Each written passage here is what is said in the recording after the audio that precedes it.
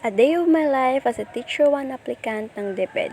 So for today's video nga, inaisipan at napagdesisyonan naming dalawa ng kaibigan ko na ngayon na nga kami magpapasa ng aming mga requirements for ranking dahil ito na yung last week ng submission ng mga requirements. Kaya kahit umuulan at bumabaha dito sa amin, talaga namang sinuong namin ng ito para lang makapagpasa kami today.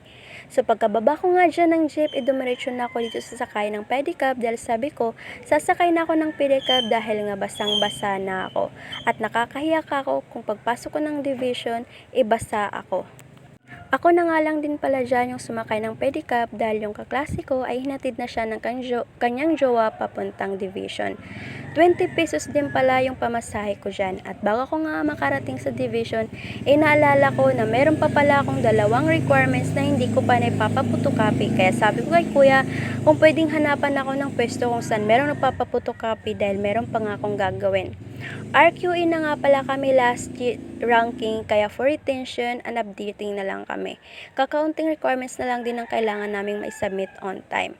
Unlike sa mga baguhan pa lang at bagong magpaparanking na talaga namang napakaraming requirements ang kailangan nilang maihabol. So ito na nga, nakarating na nga kami dito malapit sa division at bago ngayon is na daanan namin itong isang pwesto kung saan merong nagpapaputokopy, kaya sabi ko kay kuya dito na lang ako bababa. Pinaputokopy ko nga pala dyan yung dalawa kong requirements ng tigda 2 copy. At pagkatapos nga yan, inaisipan ko na maglalakad na lang ako papuntang division office dahil nga malapit na lang din naman ito. At kahit papano, tumila na ng konti yung ulan.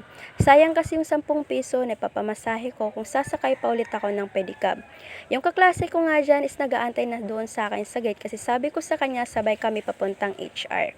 Ipapa-receive lang namin ito sa record, pagkatapos papipirmahan namin ito sa HR at pagkatapos noon ipupunta kami ng public attorney's office para naman ipanotary yung isa naming requirements na kailangan mapanotaryuhan. At dito nga is papunta na kami dito ng PAW at nakisakay ako sa kanilang scooter. Pagkabalik nga namin dito sa division office, ito na yung naging eksena naming dalawa. As in, basang-basa talaga kami dito dahil nga biglang lumakas yung ulan at naka-scooter lang kami.